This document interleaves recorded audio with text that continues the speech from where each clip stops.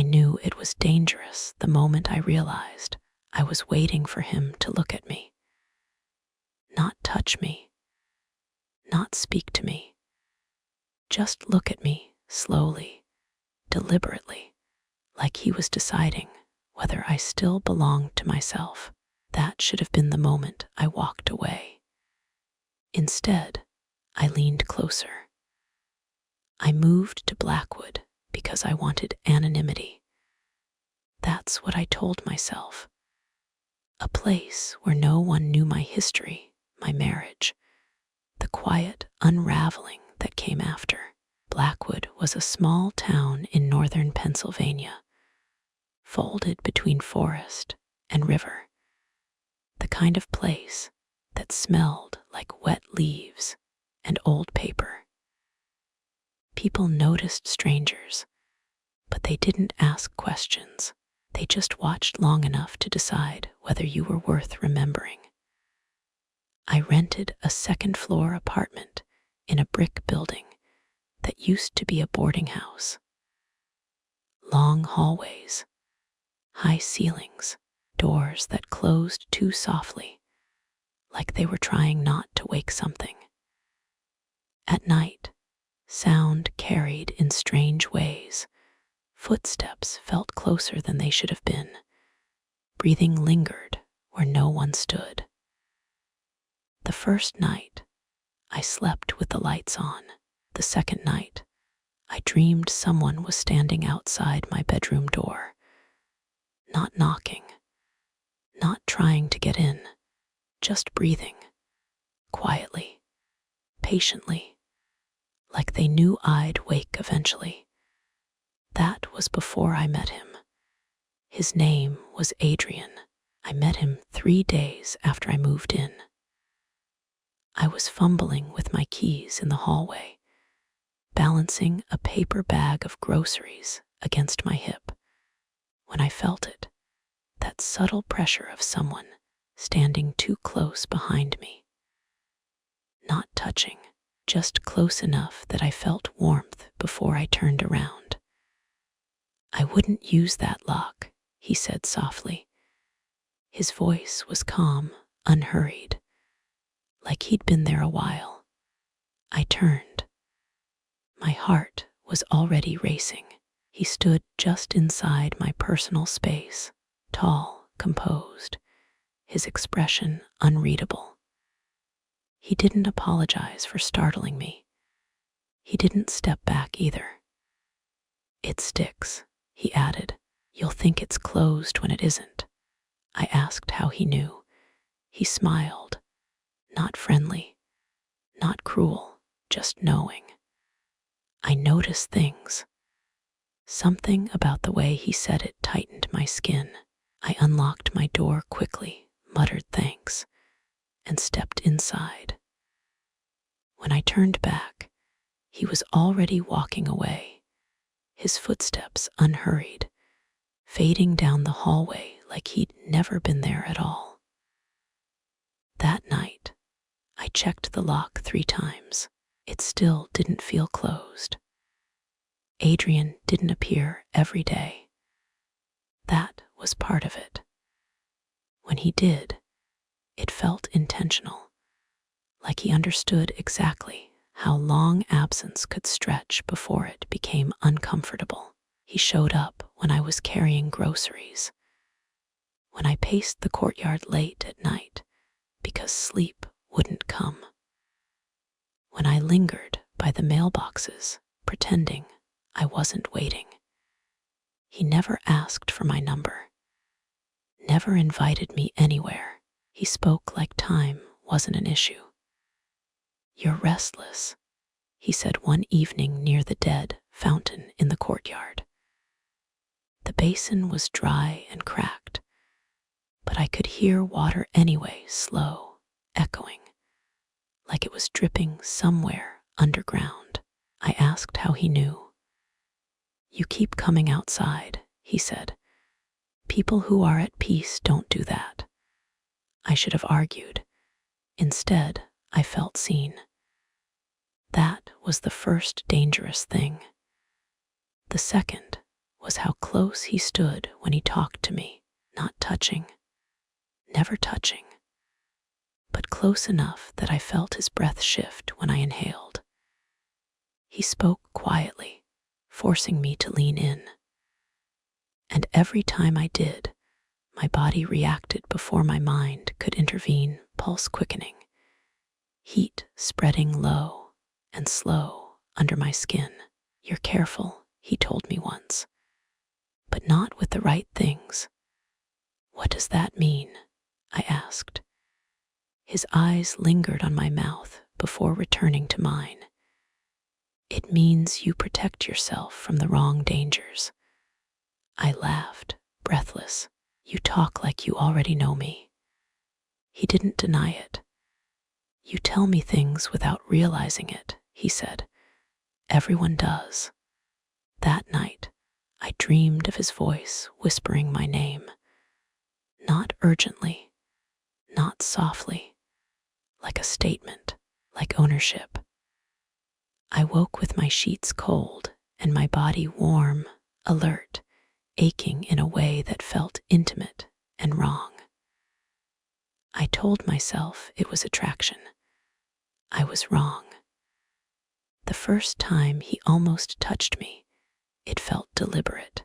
We were standing in the stairwell, the overhead light flickering. I was talking about something ordinary. I don't even remember what when he raised his hand as if to brush hair from my face. He stopped an inch away, held it there. I froze. His fingers hovered close enough that I imagined the pressure, the drag of skin. My breath caught without permission. Then he lowered his hand slowly. "You don't pull away," he said, almost to himself, "even when you want to." "You don't know that," I said. His gaze darkened. "I do." Then he stepped back, increasing the distance between us like he was taking something away. The loss hit harder than the anticipation. After moments like that, Adrian disappeared. Not completely, just enough. Days would pass without seeing him. No footsteps in the hall, no presence in the courtyard. The building felt emptier without him, like a sound had been removed, and my ears hadn't adjusted yet. I felt the absence physically, like withdrawal. I replayed his words, his pauses, the exact distance between us. Wondered what I'd done wrong, what I could do differently next time. He reappeared one night when I was sitting on my bed with the lights off, staring at my phone without seeing it. There was a knock at the door, soft, measured. I opened it before I thought better of myself. He stood there, close enough that I had to tilt my head back to meet his eyes. "You didn't sleep last night," he said. It wasn't a question. "How would you know?" I asked. He leaned in slightly, his voice dropping. "Because you were awake when I passed your door." My stomach tightened.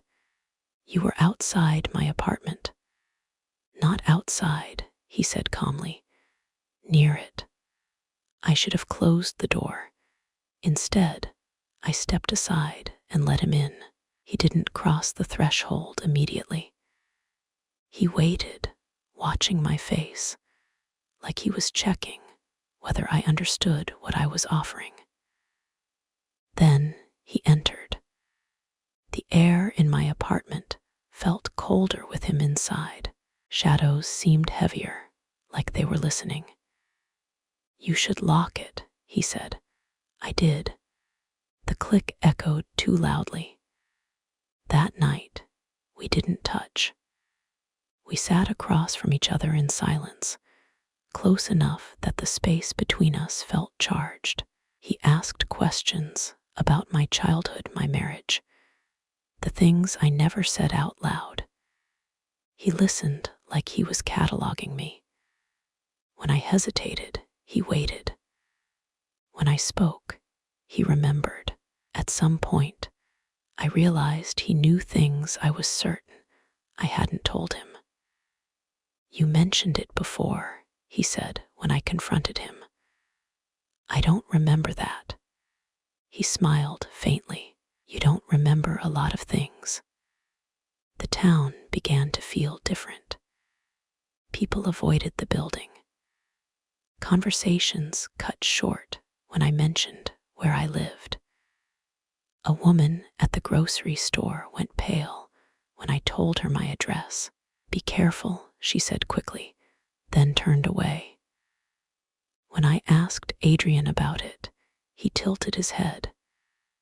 "They don't like what watches them," he said. "What watches them?"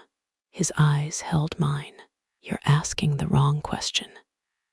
I started losing time. Hours vanished. Evenings blurred. I'd wake feeling like I'd been somewhere else, somewhere close and dark, and full of whispers, but couldn't remember where. Adrian filled in the blanks gently. "You were tired. You fell asleep. You told me you didn't want to remember." The worst part was that some of it felt true. The desire intensified, twisting into something sharper. I craved his presence the way I used to crave safety. His attention felt like oxygen. When he withdrew it, when his voice cooled, when he stepped back instead of closer, I felt hollow. He never raised his voice, never demanded anything. He just adjusted his closeness. Once I questioned him. Barely.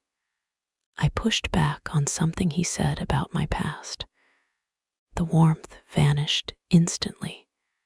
He stepped away, eyes unreadable. The room felt emptier with every inch of distance. "You don't trust me," he said quietly. "I don't understand you," I replied. The silence that followed felt like punishment. He left without another word. That night, the dreams turned darker, hands on my throat, not squeezing, just resting. Lips near my ear, whispering things I couldn't hear. Doors locking behind me one by one. I woke shaking, my body humming with fear, and want so tangled I couldn't separate them. The next time I saw him, I apologized.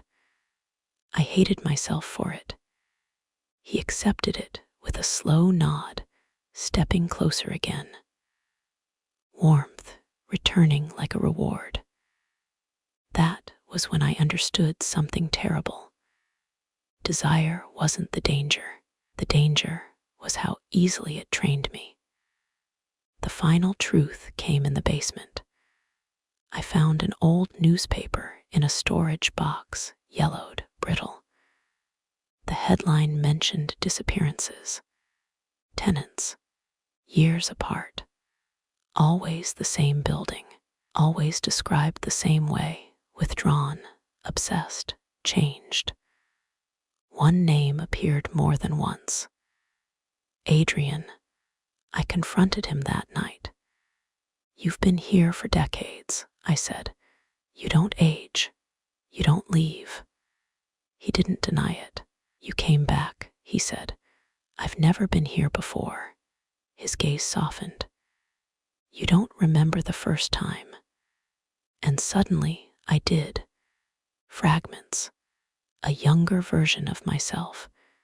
The same hallway. The same waiting. I had lived here before. I had left. And I had returned. "Why me?" I whispered. He stepped closer, stopping just short of touching. "Because you want to give yourself away," he said. "And I know how to make it feel like your idea." The building seemed to breathe around us, walls leaning in, floors listening. I felt the pull then, not physical, but internal. a surrender disguised as desire.